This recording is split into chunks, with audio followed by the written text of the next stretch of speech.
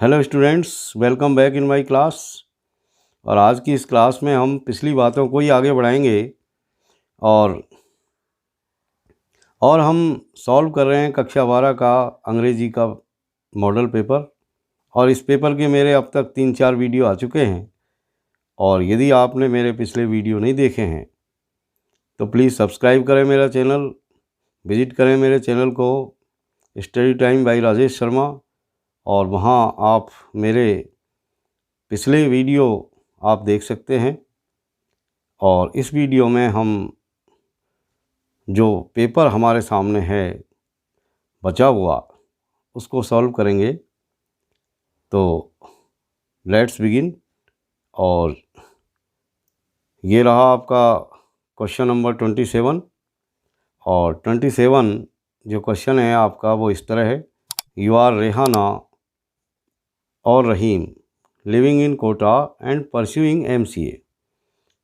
मान लीजिए आपका नाम रेहाना या रहीम है और आप कोटा में रहते हैं और MCA कर रहे हैं। Write a letter to the CEO Oracle India private limited Surat.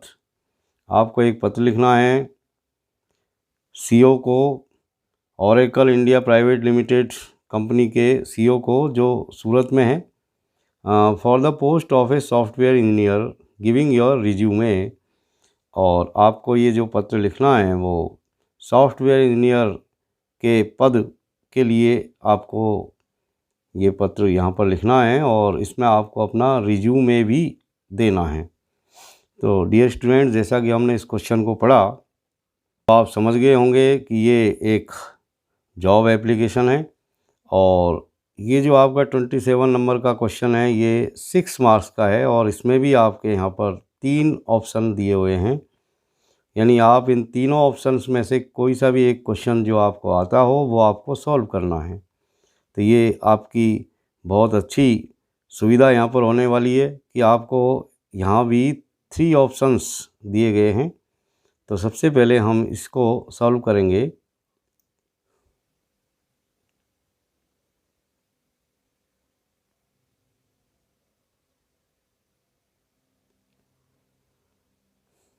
तो डियर स्टूडेंट्स, जैसा कि मैंने मेरे पिछले वीडियोज़ में आपको बताया था कि किस तरीके से हमको जॉब एप्लीकेशन लिखनी चाहिए, और मेरे लेटर राइटिंग, एप्लीकेशन राइटिंग के ऊपर भी बहुत सारे वीडियो मेरे चैनल पर अपलोड हैं। आप मेरे चैनल पर जाकर के किस तरह एप्लीकेशन और लेटर लिखने हैं वो वहाँ आप देख सकते हैं।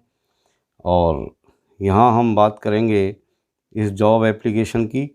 तो डियर स्टूडेंट्स, जैसा कि जब भी हम कोई लेटर लिखते हैं तो सबसे ऊपर आप अपना सेल्फ एड्रेस यहाँ पर लिखते हैं। तो जैसा कि यहाँ पर हमने ये जो है अपना सेल्फ एड्रेस लिख दिया, 130 विजयनगर कोटा।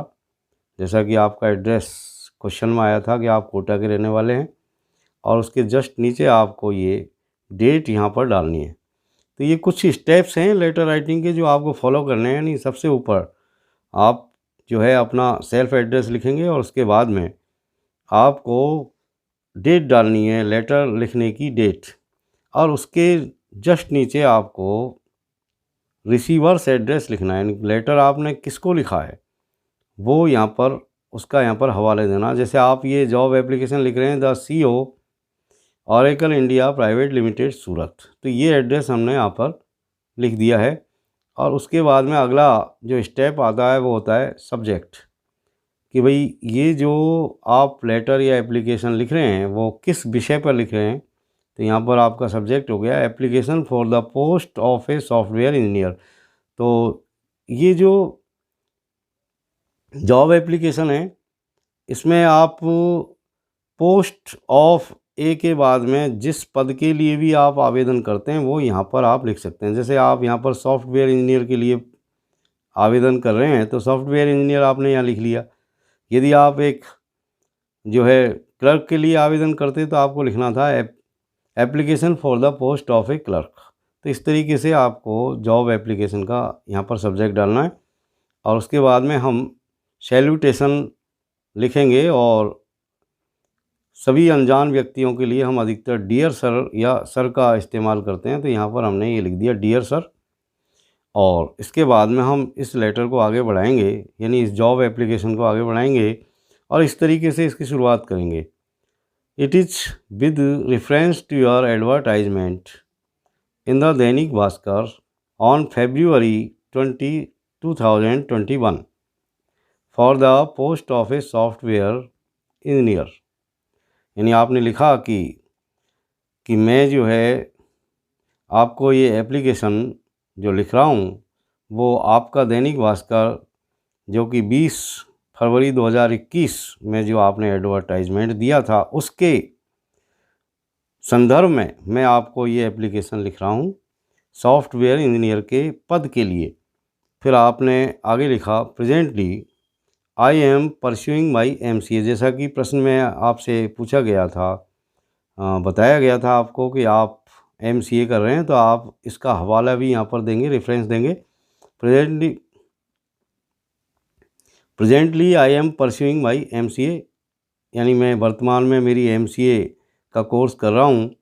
और फिर आप अपने बारे में थोड़ा इसमें लिखेंगे कि भाई मेरे अंदर क्या क्वालिटी है और किस तरह की मेरे अंदर जो है क्वालिफ़िकेशंस हैं और मैं क्या कर सकता हूँ।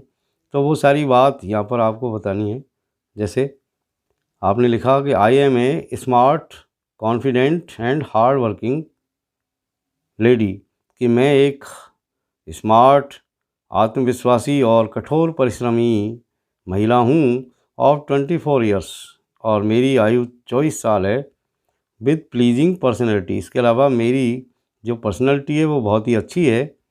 I assure you of my best services, और मैं आपको भरोसा दिलाती हूँ कि मैं मेरी अच्छी सेवा करूँगी इफ़ गिवन एन अपॉर्चुनिटी, यदि मुझे अवसर दिया जाता है, फॉर द सेम, यानी इस काम के लिए। My resume is enclosed herewith, और मेरा रिज्यूमे यहाँ इस पत्र के साथ दिया गया है। अब डियर स्टूडेंट्स, जैसा कि मैं आपको बताया कि भाई आपको अपना रिज्यूमे लिखना है। अब ये जो रिज्यूमे होता है, रिज्यूमे को हम अंग्रेज़ी में 2-3 तरीके से, और लेटर में ये आ जाता है, कभी पूछा जाता है भाई आप अपना बायोडाटा लिखिए, कभी कहा जाता है कि आप अपना CV लिखिए, यानी क्यूरिकुलम विटाए आप लिख लिए। तो आप भ्रमित नहीं हो, ये तीनों टर्म्स एक जैसी हैं, यानी रिज्यूमे, क्यूरिकुलम विटाए या बायोडाटा, ये तीनों में से कोई भी एक टर्म्स यहाँ पर आ सकती है, तो इनको एक ही आप समझें। और इसका अर्थ होता है हिंदी में जीवन वृत्त, यानी आप अपनी क्वालिफ़िकेशन और अपने बारे में यहाँ पर सूचना देते हो।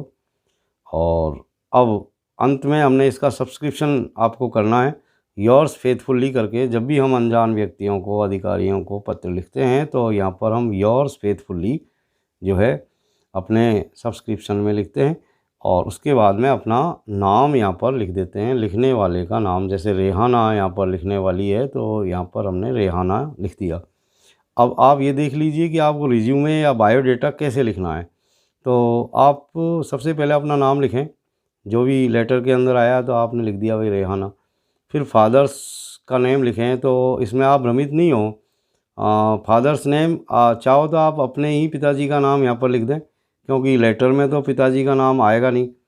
फिर यहाँ पर आप अपना जो है सेक्स लिखें, जैसे मेल या फीमेल, और उसके बाद में नेशनैलिटी यानी राष्ट्रीयता आप लिखें इंडियन, और डेट ऑफ बर्थ यहाँ पर आप मेंशन करेंगे कुछ भी अंदाजन, और मार्शियल स्टेटस आपको यहाँ पर देना है, मार्शियल स्टेटस यानी वैवाहिक स्थिति। और उसके बाद में आपको लिखना है परमानेंट एड्रेस, और परमानेंट एड्रेस जो भी पत्र में आया है वही आप यहाँ पर आप जो है लिख दें। परमानेंट एड्रेस जो भी लेटर के अंदर दिया गया क्वेश्चन में वही आप यहाँ पर मेंशन कर दें। जैसे इसमें लेटर में आया था आपके, तो वही हमने यहाँ पर लिख दिया 130 विज्ञान नगर कोटा। और उसके बाद में आपको अपनी एजुकेशनल क्वालिफ़िकेशंस यहाँ पर देनी है, यानी शैक्षिक जो योग्यताएं हैं वहाँ यहाँ पर आपको दिखानी है। तो ये इस तरह आप एक बॉक्स सा बना लें और उसमें अपनी एजुकेशनल क्वालिफ़िकेशंस का रेफरेंस यहाँ पर दें। जैसे ऊपर आपने लिख दिया भाई एग्जामिनेशन, परीक्षा का नाम, स्कूल या बोर्ड, कौन से स्कूल या बोर्ड से पास की, और ईयर यानी कौन से सन में हमने ये परीक्षा पास की, और परसेंटेज ऑफ टेंथ यानी कितने परसेंट मार्क्स हमारे उस परीक्षा में आए। और जैसे इसको हम शुरू करते हैं तो नंबर 1 में जैसे सेकेंडरी के बारे में बात करेंगे, फिर सीनियर सेकेंडरी, और जो भी आपने कोर्स यहाँ पर कर रखे हैं वो यहाँ पर आप एक के नीचे दूसरा डाल देंगे। जैसे सेकेंडरी आपने BSER अजमेर यानी board of secondary education Rajasthan से की और 2012 में की, 87 मार्क्स आपके आए। सीनियर सेकेंडरी भी BSER अजमेर से 2013 में, और आपने यहाँ पर 91 मार्क्स यहाँ पर अचीव किए, ऑब्टेन किए। और फिर बीटेक की आपने IIT मुंबई से 2018 में 75% के साथ। MCA आप कर रहे हैं बिरला यूनिवर्सिटी जयपुर से, रनिंग है आपकी, परस्यूइंग हो रही है। तो इस तरीके से आपको यहाँ पर अपना जो है एजुकेशनल क्वालिफ़िकेशंस का हवाला देना है। तो इस तरीके से हम जो हमारी जॉब एप्लीकेशन आएगी उसको इस तरीके से हल, ये बड़ा आसान है, आप बड़ी आसानी के साथ इसको कर सकते हो। अब हम इसका अथवा वाला क्वेश्चन यहाँ पर देखें, ये रहा आपका अथवा वाला क्वेश्चन।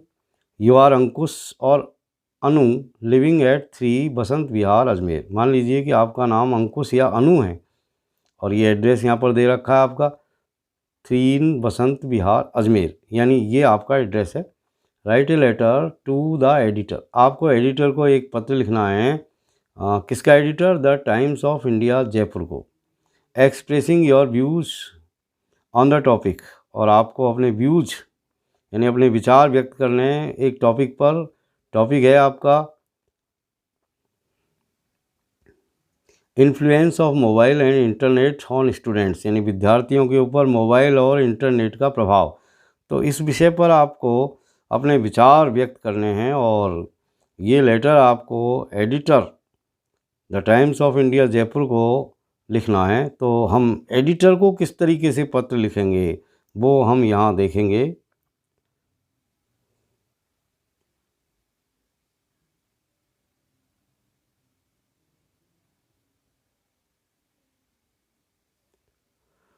तो डियर स्टूडेंट, जैसा कि मैंने आपको बताया, जब भी हम कोई लेटर लिखें तो सबसे पहले आपको अपना सेल्फ एड्रेस लिखना है। Self address,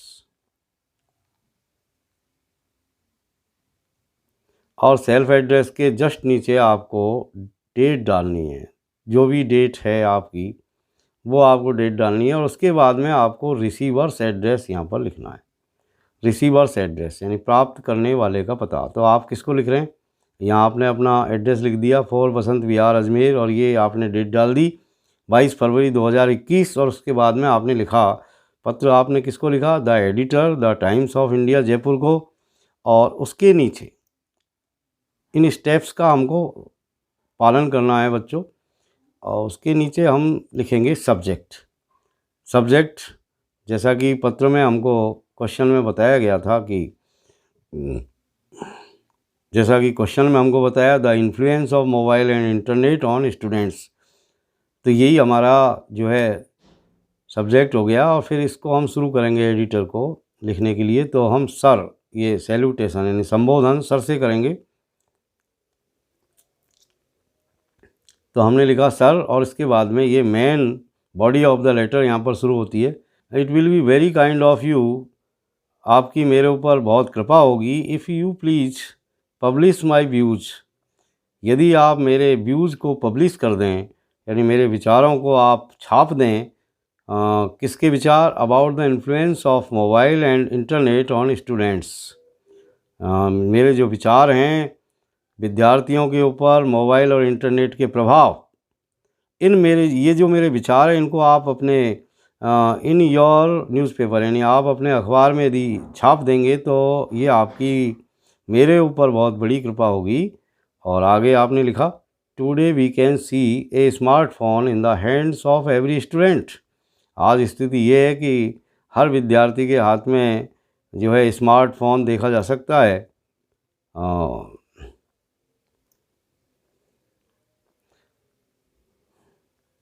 mobile and internet have made our life very easy, हालांकि हम जानते हैं कि मोबाइल और जो इंटरनेट है इन्होंने हमारे जीवन को बहुत आसान कर दिया है, बहुत आसान बना दिया है। दे आर वेरी यूज़फुल, ये बहुत ही यूज़फुल हैं दोनों ही चीज़ें, यदि हम इनको सही तरीके से काम में लें। But most of the students, लेकिन अधिकांश जो स्टूडेंट्स होते हैं, use it to play games. तो अधिकांश जो विद्यार्थी होते हैं वो इसका यूज़ जो है बल्कि मिसयूज़ करते हैं टू प्ले गेम्स, गेम खेलने में, चैटिंग करने में, एंड विजिट साइट्स। और कभी कभी ऐसी साइट्स खोलते हैं that they must not visit, जिन साइटों को उनको नहीं खोलना चाहिए। So parents must think about the good use of mobile and internet for their children. इसलिए पेरेंट्स को ये सोचना चाहिए कि बच्चों के लिए अच्छे से वो देखें कि उनके बच्चे जो है इंटरनेट और मोबाइल का यूज जो है अच्छे काम के लिए ही करें। और इस तरह आप यहाँ पर सब्सक्रिप्शन कर देंगे। योर्स फेथफुली, हमेशा अनजान व्यक्तियों को आप लिखें योर्स फेथफुली, अधिकारियों को लिखना है योर्स फेथफुली, और यदि मित्रों को लिखना है तो योर्स सिंसियरली, और अंत में आप अपने हस्ताक्षर कर दें यहाँ पर, यानी अपना नाम लिख दें, अंकुश या रहीम, जो भी आपको पसंद है वो यहाँ पर लिखें जो कि लेटर में आया है। अब प्रिय बच्चों, हम इसका अथवा एक और जो क्वेश्चन आया था 27 में अथवा वाला, वो भी हम यहाँ पर देखेंगे। ये 27 का ये रहा आपका एक और अथवा में आया हुआ क्वेश्चन। इस क्वेश्चन को भी समझ लें आप। यू आर राकेश रानी, मान लीजिए आपका नाम राकेश या रानी है। You are a student of 12th class, और मान लीजिए आप you are a student of 12th class, और मान लीजिए आप कक्षा 12 में पढ़ते हैं। Your half yearly exams are drawing near, और तुम्हारी अर्धवार्षिक परीक्षाएं नज़दीक आ रही हैं। People in your locality use loud speakers till late night, लेकिन तुम्हारी लोकेलिटी में रहने वाले कुछ लोग जो है लेट नाइट तक, यानी देर रात तक लाउड स्पीकर्स का यूज़ करते हैं। Write an application to the district collector, आपको डिस्ट्रिक्ट कलेक्टर को एक एप्लीकेशन लिखनी है requesting him to ban the use of loud speakers, loud speakers के ऊपर पाबंदी लगाने के लिए till late night during exam periods, यानी देर रात तक पाबंदी रहे, इनके ऊपर बजाए नहीं जाएं एग्ज़ाम पीरियड के दौरान। तो इस तरह का एक आपको जो है लेटर एक डिस्ट्रिक्ट कलेक्टर साहब को लिखना है। तो आइए देखते हैं कि इस तरह के लेटर हम कैसे लिखेंगे। तो 27 का ये अथवा वाला जो आंसर है वो हम देखते हैं अब। तो डियर स्टूडेंट्स, जब भी, जैसा कि मैंने अभी भी पिछले लेटर्स में आपको बताया कि सबसे पहले आप अपना जो है सेल्फ एड्रेस लिखें और उसके नीचे डेट डालें। और यदि सेल्फ एड्रेस आपको नहीं दे रखा, मान लीजिए पेपर में क्वेश्चन में सेल्फ एड्रेस यानी आपका पता नहीं है, तो ऐसी कंडीशन में आप चाहो तो एग्जामिनेशन हॉल लिख सकते हो और उसके नीचे आप लिखें डेट, और उसके बाद में रिसीवर्स एड्रेस यहाँ पर आप लिखेंगे। और आपने ये लेटर किसको लिखा है? द डिस्ट्रिक्ट कलेक्टर जयपुर को, और उसके नीचे आप सब्जेक्ट डालेंगे। सब्जेक्ट, ये नेक्स्ट स्टेप है लेटर राइटिंग का। सब्जेक्ट, तो सब्जेक्ट आपका हो गया to ban the use of loud speakers, यानी लाउड स्पीकर्स के ऊपर पाबंदी लगाने के क्रम में। तो यहाँ आपने सैल्यूटेशन दिया, sir I am a student of senior secondary class. आपने लेटर की शुरुआत की कि श्रीमान मैं जो है सीनियर सेकेंडरी क्लास का एक स्टूडेंट हूँ। और फिर आगे आपने लिखा I want to bring to your kind notice, मैं आपके ध्यान में ये बात लाना चाहता हूँ that it is our exam time, कि ये हमारा परीक्षा का समय है। The students can not concentrate on their studies, लेकिन विद्यार्थी जो है अपनी पढ़ाई के ऊपर ध्यान नहीं लगा सकते। Because some people in my locality, क्योंकि मेरी लोकेलिटी के अंदर जो कुछ लोग हैं वो use loud speakers since morning till late night, यानी कुछ मेरे कॉलोनी में ऐसे लोग हैं जो सुबह से लेकर के रात तक, यानी देर रात तक लाउड स्पीकर्स बजाते हैं। We can neither sleep nor study well, तो इसके कारण न तो हम ढंग से सो पाते हैं न हम ढंग से पढ़ पाते हैं। Due to unbearable volume of sound, क्योंकि ये जो स्पीकर्स होते हैं इनकी साउंड बहुत अनबियरेबल होती है, असहनीय होती है। तो आपने आगे लिखा please look into the matter and impose A total ban. तो आपने आगे लिखा कि श्रीमान जी से निवेदन है कि मामले को आप देखें और पूरा इम्पोज कर दें, बैन यानी पूरी तरह से पाबंदी लगा दें on the use of loud speakers के प्रयोग के ऊपर till the end of our examinations, यानी हमारी जो हाफ ईयरली एग्जामिनेशंस हैं उनकी समाप्ति होने तक पूरी तरह से लाउड स्पीकर्स के ऊपर बैन लगा दिया जाए। तो इस तरह की आपने यहाँ पर कलेक्टर साहब से निवेदन किया है। तो इस तरीके से ही हमको निवेदन करना है और अंत में आपने लिखा थैंक्स और थैंक्स के बाद में आपने ये सब्सक्रिप्शन कर दिया योर्स फेथफुली और राकेश या रानी, जो भी आपको लिखना है यहाँ पर जो लेटर में नाम आया वही हमने यहाँ पर मेंशन जो है करना है। और अब हम देखेंगे नेक्स्ट क्वेश्चन। तो डियर स्टूडेंट्स, नेक्स्ट क्वेश्चन ये आपका फाइनल क्वेश्चन है इस पेपर का, क्वेश्चन नंबर 28। और यहाँ पर भी आपके 3 ऑप्शन आ रहे हैं और ये भी 6 मार्क्स का क्वेश्चन है। तो हम ये देखेंगे कि तीनों जो क्वेश्चन आए हैं, तो पहला देखिए, your principal has asked you to deliver a speech. तुम्हारे प्रिंसिपल साहब ने तुमसे कहा है एक स्पीच देने के लिए in your school prayer assembly, यानी विद्यालय की प्रार्थना सभा में, on the topic water conservation, यानी वाटर कंजर्वेशन टॉपिक पर आपको विद्यालय की प्रार्थना सभा में एक भाषण देना है वाटर कंजर्वेशन नाम के टॉपिक पर, यानी जल संरक्षण के ऊपर।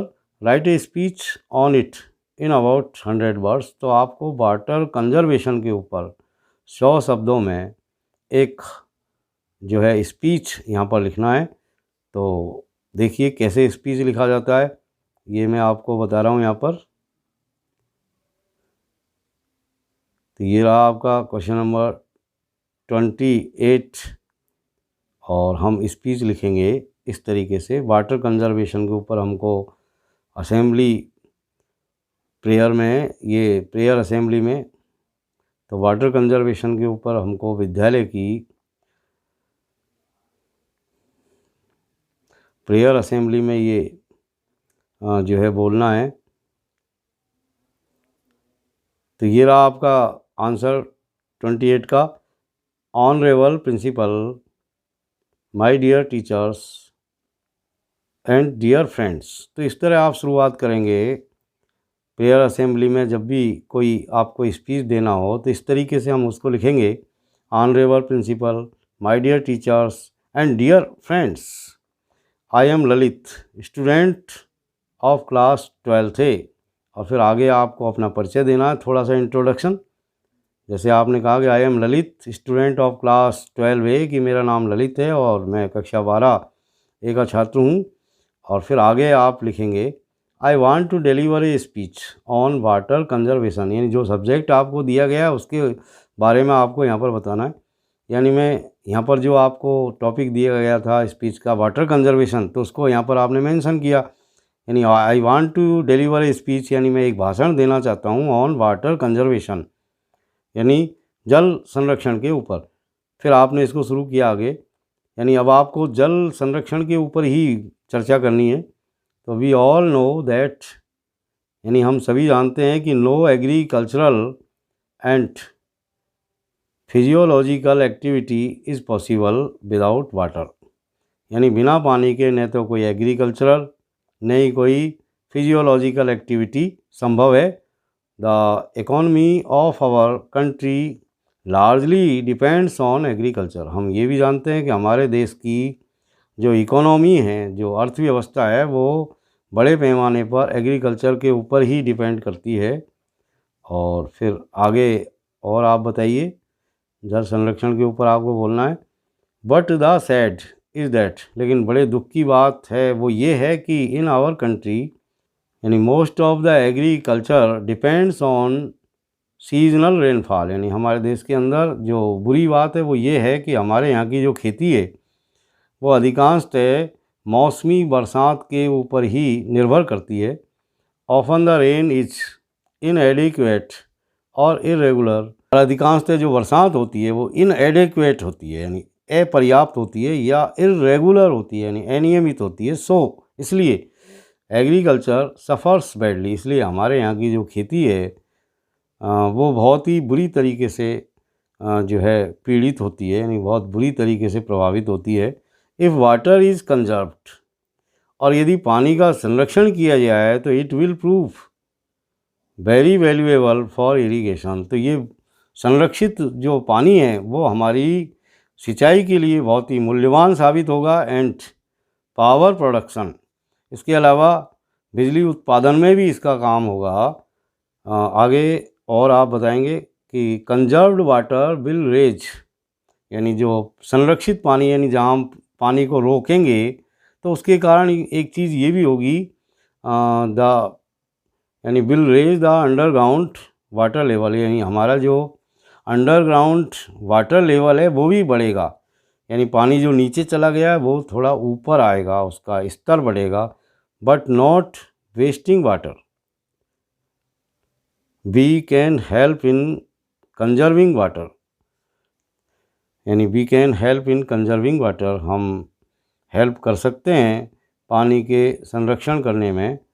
All of us should come forward, हम सभी को इस दिशा में काम करने के लिए आगे आना चाहिए। And conserve water for our future, और हमको हमारे भविष्य के लिए पानी का संरक्षण करना चाहिए।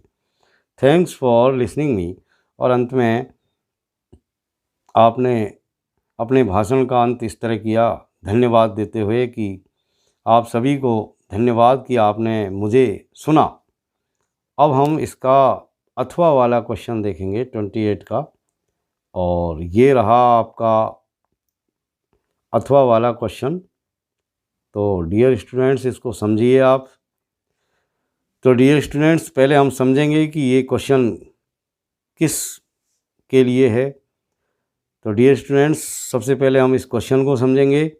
Right an article in about 100 words on the topic women empowerment, यानी यहाँ पर आपको वीमेन एम्पावरमेंट यानी महिला सशक्तिकरण के ऊपर 100 शब्दों में एक आर्टिकल लिखना है, एक लेख लिखना है। तो डियर स्टूडेंट्स, ये रहा आपका क्वेश्चन नंबर 28 का आंसर, वीमेन एम्पावरमेंट, महिला सशक्तिकरण। तो एक लेख हमको यहाँ पर लिखना है, एक आर्टिकल लिखना है वीमेन एम्पावरमेंट के ऊपर। तो ये इस तरह हम लिखेंगे, women empowerment is made of 2 words. Women empowerment जो शब्द है इसकी रचना 2 शब्दों से मिलकर के हुई है, एक तो वीमेन और एंड एम्पावरमेंट, एक तो वीमेन और एक empowerment. Empowerment means to give power और अथॉरिटी। एम्पावरमेंट का अर्थ होता है पावर या अथॉरिटी देना टू समवन, किसी व्यक्ति को। So women should be given power, इसलिए महिलाओं को पावर दिया जाना चाहिए। Women must be given equal opportunities in every field.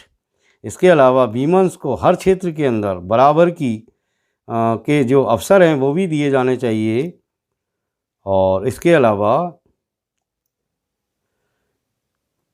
Irrespective of genders, बिना लिंग के भेदभाव के, they need to be empowered, उनको भी एम्पावर होने की ज़रूरत है।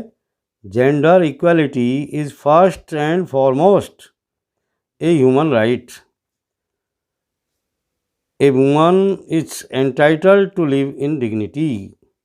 The first step towards women empowerment is educating a girl child. और इस दिशा में यानी वीमेन एम्पावरमेंट की दिशा में जो पहला कदम हमारा होना चाहिए वो ये होना चाहिए कि हम हमारी जो है बच्चियों को शिक्षित करें। इट इज़ सेड, इसका मतलब ये है कि आप पूरे समाज को शिक्षित कर रहे हो।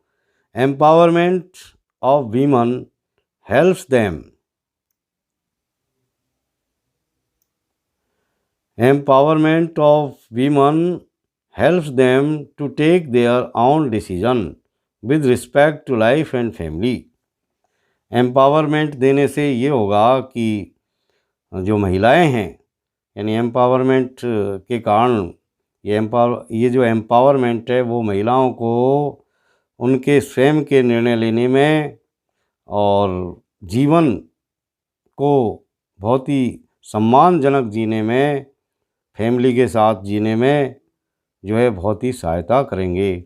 अब हम देखेंगे नेक्स्ट क्वेश्चन, यानी ये जो 28 क्वेश्चन है, 28 नंबर वाला, इसका जो अंतिम वाला जो क्वेश्चन है अथवा में जो आया है उसको हम यहाँ पर देखेंगे। तो ये रहा आपका क्वेश्चन और इसमें क्या बताया गया ये पढ़ते हैं इसको। Write an article to be published in the Indian Express in about 100 words on demonetization and its impact.